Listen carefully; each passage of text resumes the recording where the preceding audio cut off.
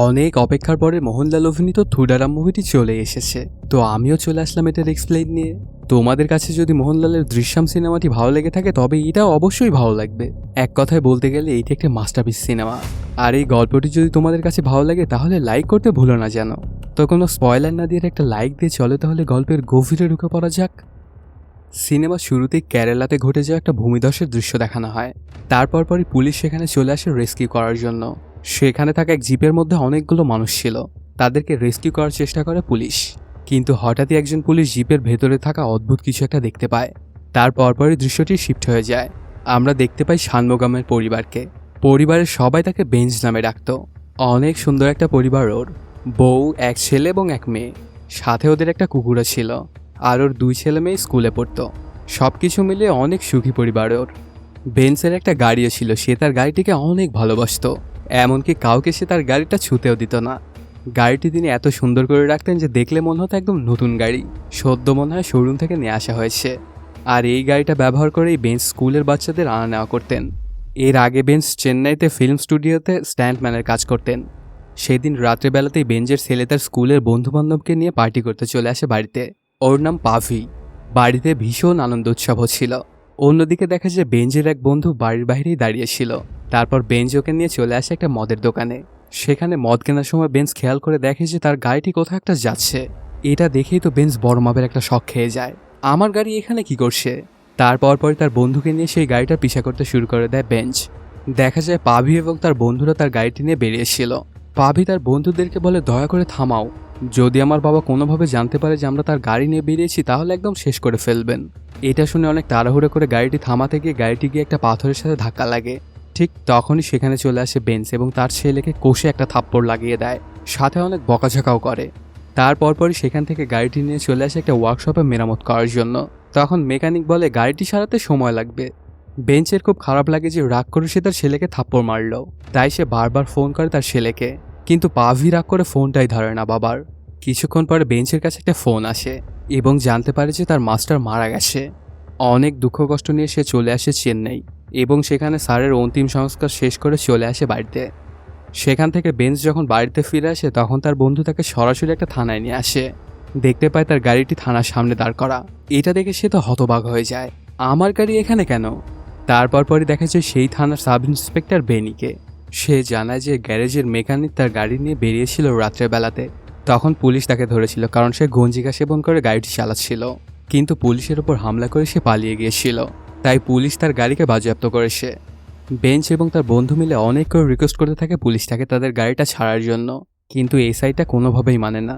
তারপর সে অনেক রেগে গিয়ে বলে যে তোমাদের গাড়িতে গঞ্জিকা পাওয়া গেছে, আগের লোকটাকে ধরো, তারপরে ভাববো যে তোমার গাড়িটাকে ছাড়বো কিনা।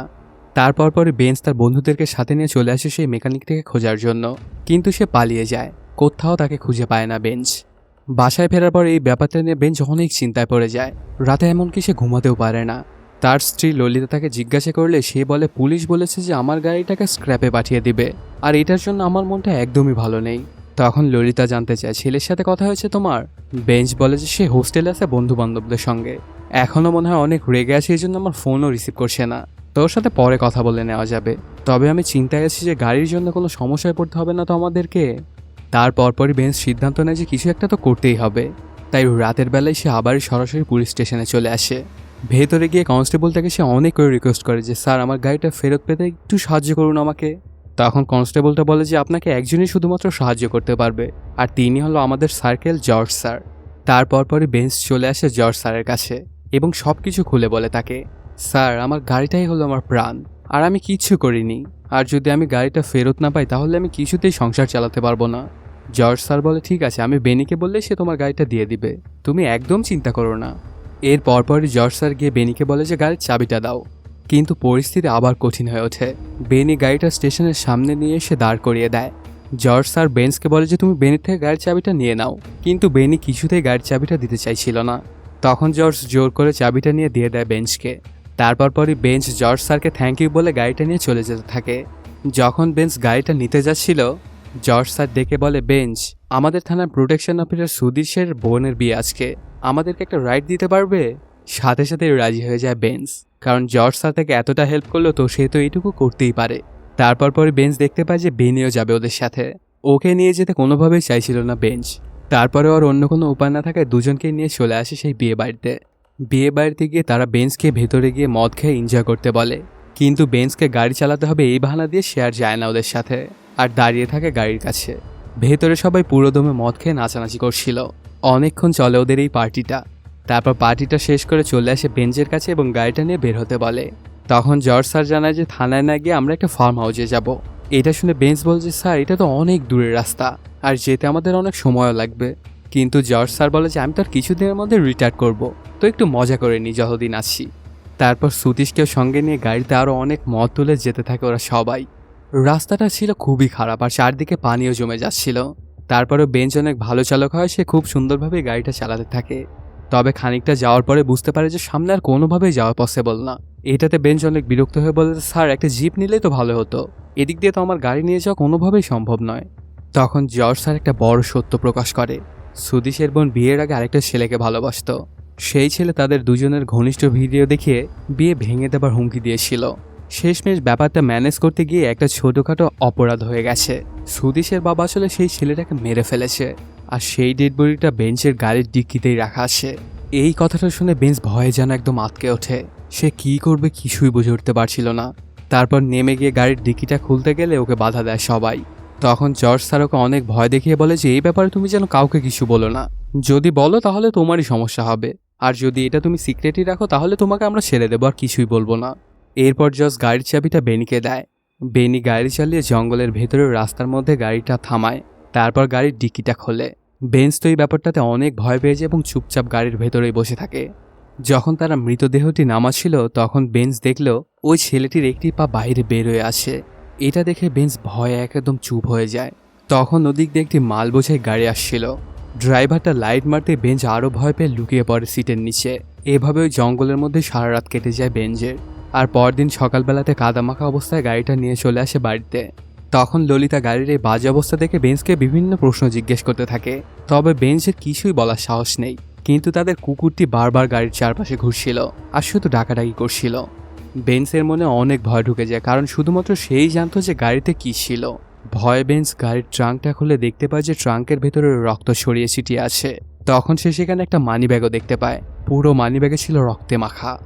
হঠাৎই সেখানে ললিতা চলে আসে। বেঞ্চ অনেক ভয় পেয়ে মানিব্যাগটা সে আবার ডিক্কির মধ্যে রেখে ডিক্কিটা আটকে দেয়। তারপর ঘরে গিয়ে গোসল করে পরিষ্কার পরিচ্ছন্ন হয় বেঞ্চ। সাথে তার গাড়িটিকেও ধুয়ে মুছে একদম পরিষ্কার করে ফেলে, আর আবারও বাচ্চাদেরকে নিয়ে স্কুলে নিয়ে আসা শুরু করে। এর মধ্যে জর্জ স্যার অনেকবার তাকে কল করে, কিন্তু সে কিছুতেই ফোনটা রিসিভ করে না। অনেকবার কল দেওয়ার পর এক পর্যায়ে বেঞ্চ নিজেই চলে আসে পুলিশ স্টেশনে আর জর্জ স্যারের সাথে দেখা করে। তখন জর্জ স্যার দরজা বন্ধ করে বলে যে এখন থেকে তোকে আমি যা বলবো ঠিক তেমনটাই করবি, তুই ফোন দিলেই ধরবি। এখন আমরা সবাই এক নৌকায়, আর যদি তুই নিজের থেকে কোনো কিছু করতে চাস তাহলে শুধু তোকেই নয় তোর পুরো পরিবারকেও শেষ করে দিব। এরপর জর্জ স্যার জিজ্ঞাসা করে, আচ্ছা একটা কথা বলতো, তুই কেন তুই এই গাড়িটাকে এত ভালোবাসিস? বেঞ্চ বলে, স্যার আগে আমি চেন্নাইতে ফাইটার ছিলাম। একবার একটা দুর্ঘটনার সময় আমার একটা পার্টনার নিজের জীবন দিয়ে আমাকে বাঁচিয়েছিল। তখন আমার মাস্টার সাহেব যাতে আমি ওই ট্রমা থেকে বেরিয়ে আসতে পারি তাই এই গাড়িটা কিনে দিয়েছিল আমাকে। আর এখন মাস্টার সাহেবও মারা গেছেন, তাই এই গাড়িটার প্রতি আমার এত আবেগ। থানা থেকে কথোপকথন শেষ করে বেঞ্চ সরাসরি চলে আসে বাড়িতে। তখন ললিতা এসে জিজ্ঞেস করে, আচ্ছা তোমার জামায় রক্ত কেন? এই কথাটা শুনে বেঞ্চ তো একদম আটকে ওঠে আর অনেক ভয় পেয়ে গিয়ে নিজের জামাটাই পুড়িয়ে ফেলে। ললিতা কিছুই বুঝে উঠতে পারে না যে বেঞ্চ এমনটা কেন করছে। পরের দিন বেঞ্চ আরেকটা ব্যাপার জানতে পারে যে দুদিন ধরে তার ছেলে তাদের ফোনই ধরছে না। হোস্টেলে গিয়ে খোঁজ নিয়ে দেখে যে দুদিন আগে থেকেই পাভি গায়েব। এই কথাটা শুনে বেঞ্চ তো একদম ভয়ে কেঁপে ওঠে, আর অন্য কোনো উপায় না দেখে বেঞ্চ চলে আসে থানায় এবং সেটা রিপোর্ট করে। সেখানে জর্জ স্যার বেঞ্চের কথা শুনে বলে যে এটা কোনো সমস্যাই নয়, তুমিও আমাদেরই একজন, তুমি আমাদের জন্য একটা কাজ করেছো তো আমরা কি তোমার জন্য করব না? অবশ্যই করব, একদম তুমি ভয় পেও না। যেমনটা হয়েছে ঠিক তেমনটাই লিখে কমপ্লেন দাও, আমি নিজে তোমার ছেলেকে খুঁজে বের করে দিব। বেঞ্চ তখন লিখে দিল যে রেড কালার পালসার বাইক নিয়ে দুদিন আগে রাতে হোস্টেল থেকে বেরিয়েছিল, কিন্তু এখন পর্যন্ত সে বাড়ি ফেরেনি। রিপোর্ট লিখে যখন বেঞ্চ বের হতে লাগলো তখন সে থানায় দেখতে পায় তার ছেলের বাইকের মতোই একটা বাইক। সে বেনিকে এই বাইকটা সম্পর্কে জিজ্ঞাসা করলে সে বলে যে এটা অনেক আগে থেকেই এখানে আছে, কিন্তু বেঞ্চের মন কোনোভাবেই শান্ত হচ্ছিল না। গাড়িটি পরিষ্কার করতে গিয়ে বেঞ্চ সেদিন যে রক্তমাখা মানিব্যাগটি পেয়েছিল সেটা সে একটা ঝোপের মধ্যে লুকিয়ে রেখেছিল যেন সেটা অন্য কেউ না দেখে ফেলে। কিন্তু পরে সেই পার্সটা সে খুলে দেখে, তখন হাউমাউ করে কাঁদতে শুরু করে। কারণ ভেতরে ছিল তার ছেলে পাভির ফটো। তখন বেঞ্জের মাথা একদম ঘুরপাক করতে শুরু করে। তার আর বুঝতে বাকি থাকে না যে তার ছেলেকে ওরাই মেরেছে। তাহলে তারা আমার ছেলেকেই মেরে ফেলেছে এবং আমার সাথে করে আমার গাড়িতে এনেই জঙ্গলে পুঁতে দিল। বেঞ্চ চুপচাপ কাঁদতে কাঁদতে গাড়িটা নিয়ে সোজা সতীশের বাড়িতে চলে আসে। সেখানে এসেই জিজ্ঞেস করে যে সত্যি করে বলো তো, ওই রাতে তুমি কাকে মেরে নিয়ে গিয়েছিলে? সতীশ বলে, আমি কিছুই জানি না, তুই এখান থেকে যা, তো যা বলার তুই কাল সকালবেলাতে বলিস। এটা বলেই সতীশ ঘরের ভেতরে চলে যায়। এদিকে প্রবল বৃষ্টিপাতের কারণে চারদিকে একদম প্লাবিত হয়ে যায়, যা আমরা সিনেমার প্রথমেই দেখেছিলাম। সেখানে ভূমিধসের কারণে পুলিশ পুরো জায়গা ঘেরাও করে। এমন সময় এক জায়গায় পুলিশ দেখতে পায় একটা জিপের মধ্যে কিছু একটা আছে। পরে খোঁজ করে দেখা গেল সেখানে একটি লাশ পুঁতে রাখা হয়েছিল, যেটা বৃষ্টির কারণে মাটি সরে গিয়ে বের হয়ে গেছে। তারপর পরে সব মিডিয়ায় এই খবরটা চলে আসে যে কাউকে খুন করে এখানে পুঁতে রাখা হয়েছিল। মৃতদেহটা পচে গেছে, তো পোস্টমর্টমের পরেই জানা যাবে যে এটা কার বডি। এই খবর দেখে ইন্সপেক্টর বেনি ভয় পেয়ে কাঁপতে শুরু করে। তারপর সে জর্জকে জানায় যে সতীশের কোনো খোঁজই নেই। জানা গেছে যে গতকাল রাতে বেঞ্চ সতীশের বাড়িতে গিয়েছিল। বেঞ্চ আর সতীশের মধ্যে কী সম্পর্ক আছে? তখন জর্জ বলে, একদমই চিন্তা করিস না, সবকিছু আমি ঠিক সামনে নেব। পোস্টমর্টম করার জন্য সেই লাশটাকে মর্গে পাঠানো হয়। অন্যদিকে দেখা যায় বেঞ্চ সতীশকে জিজ্ঞাসাবাদ করছে, সত্যি করে বল যে আমার ছেলের সাথে তোরা কি করেছিস। তখন অনেক ভয় পেয়ে সতীশ একটা সত্য ফাঁস করে দেয়। ব্যাপারটা তুমি যেমন ভাবছো ঠিক তেমন নয়। ডিক্কির মধ্যে কে ছিল সেটা আমিও জানতাম না। গাড়িতে করে আসার সময় জর্জ আর জোর্স করে চাপ দিয়ে আমার বাবা এবং বোনকে নিয়ে একটা গল্প বানায়। আমি কিছুই করতে পারিনি ওখানে। আমি একদম সত্য কথা বলছি যে আমি নিজেও অবাক হয়ে গিয়েছিলাম। আমি শুধু এটুকুই জানতাম যে গাড়ির ভেতরে একটা মৃতদেহ ছিল, কিন্তু সেটা যে কার মৃতদেহ এটা আমি জানতাম না। ঠিক তখনই সতীশের ফোনে জর্জ স্যারের কল আসে। ফোনটা রিসিভ করে বেঞ্চ এবং বলতে থাকে, অনেক কথা বলেছো তুমি, এখন আমি বলবো তুমি শুনবা। এটা বলেই ফোনটা কেটে দেয় বেঞ্চ। তারপর পরে জর্জ চলে আসে বেঞ্চের সাথে দেখা করার জন্য ওর বলে দেওয়া জায়গাতে।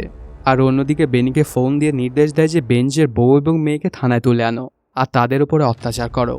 তারপর পরে জর্জ চলে আসে সেই রুমটার মধ্যে আর বলে, আমি প্রথমে ভেবেছিলাম যে তুমি একজন নিরীহ, কিন্তু এখন সব বুঝে গিয়েছি। তুমি সেদিন বলেছিলে যে তোমার বন্ধু তোমার জন্য প্রাণ দিয়েছিল, তাই না? কিন্তু বাস্তবে তুমিই তোমার বন্ধুকে মেরেছ আর তার বউ এবং তার মেয়েকেও এখানে রেখেছ। আরও বলে যে ললিতা এবং পাভি কেউই তোমার আপন না। আমরা যখন তার মা এবং বোনকে নিয়ে জেরা করলাম তখন বেরিয়ে আসলো আসল সত্য। জর্জ বেনকে ফাঁসানোর জন্য একটা গল্প বানিয়েছিল। পাভি আসলে তোমার সন্তান না, শুধু তোমার মেয়েই তোমার সন্তান। পাভিকে তুমি অনেক মারধর করেছ।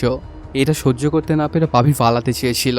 ঠিক এ কারণে তুমি পরিকল্পনা করে ওকে মেরে জঙ্গলে পুঁতে দিয়েছ।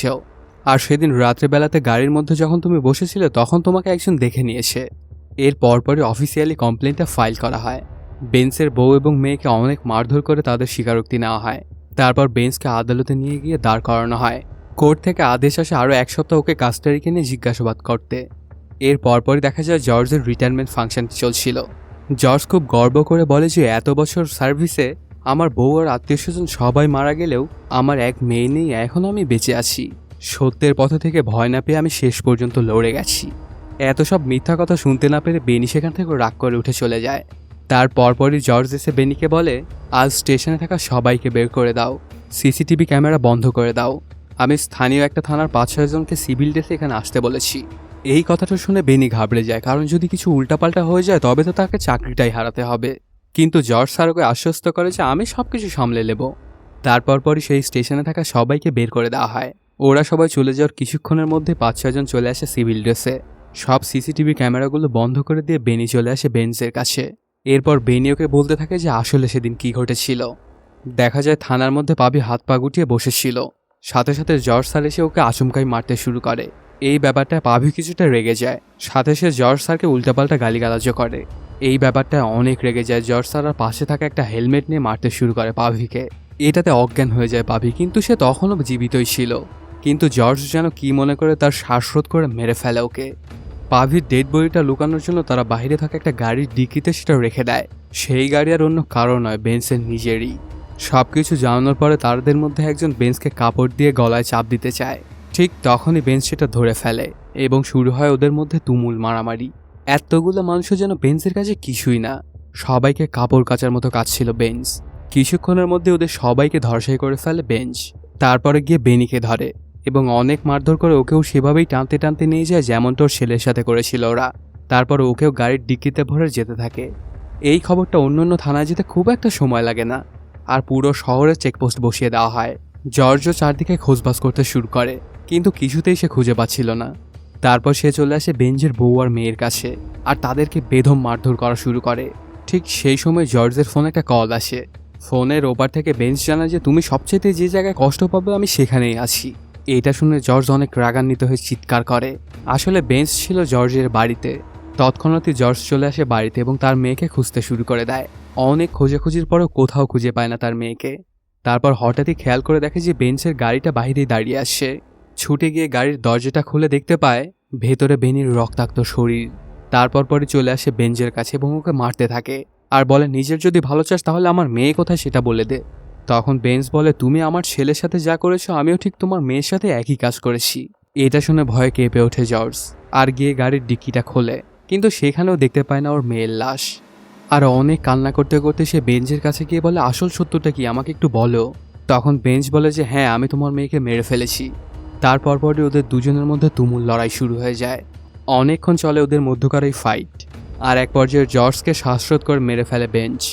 এরপর দেখা যায় জানালা দিয়ে এই পুরো ঘটনাটা জর্জের মেয়ে মেরি দেখছিল এবং সে কান্নায় ভেঙে পড়ে। তারপর পরই কাহিনীটি চলে যায় ফ্ল্যাশব্যাকে। পাভি এবং ম্যারি কলেজের সিঁড়িতে বসে কথা বলছিল। পাভি জানায় যে একটি দুর্ঘটনা তার বাবা মারা যায়। এরপর পাভি এবং তার মাকে বেঞ্চ আপন করে নেয়, পাভিকে তার নিজের সন্তানের মতোই বড় করে। আসলে ওরা দুজন একে অপরকে ভালোবাসত এবং বিয়েও করতে চেয়েছিল, কিন্তু কোনোভাবে এই ব্যাপারটা মেনে নিতে পারে না জর্জ। আর ঠিক এই কারণেই পাভিকে থানায় নিয়ে গিয়ে নির্মমভাবে মেরে ফেলে। আর এই ব্যাপারটা মেরি জানতো, এই জন্য তার বাবাকে যখন বেঞ্চ মারছিল তখন সে কিছুই করেনি, আর শুধু কান্না করছিল। এর পরপর বেঞ্চকে দেখা যায় যে দুটো মৃতদেহ নিয়ে সে চলে আসে একটা জঙ্গলের মধ্যে। ওর চোখ ভর্তি পানি, ছেলেকে হারানোর কষ্টে সে একদমই ভেঙে পড়েছিল। শেষে যখন বেঞ্চকে কোর্টে নিয়ে যাওয়া হয় তখন একজন রিপোর্টার জিজ্ঞাসা করেন যে আপনার নিজের ছেলেকে কি আপনিই মেরেছেন? বেঞ্চ তখন উত্তর দেয় আমি আমার ছেলেকে মারিনি, কিন্তু যারা তাকে মেরেছিল তাদেরকে আমি মেরে ফেলেছি। আর এর মাধ্যমে শেষও হয়ে যায় সিনেমাটি। তো বন্ধুরা, কেমন লাগলো আজকের এই এক্সপ্লেনটি জানাতে কমেন্ট করো। আর যদি এখনও চ্যানেলটি সাবস্ক্রাইব না করে থাকো তাড়াতাড়ি সাবস্ক্রাইব করে নাও। দেখা হচ্ছে নতুন কোনো ভিডিওতে। Till then, সায়োনারা।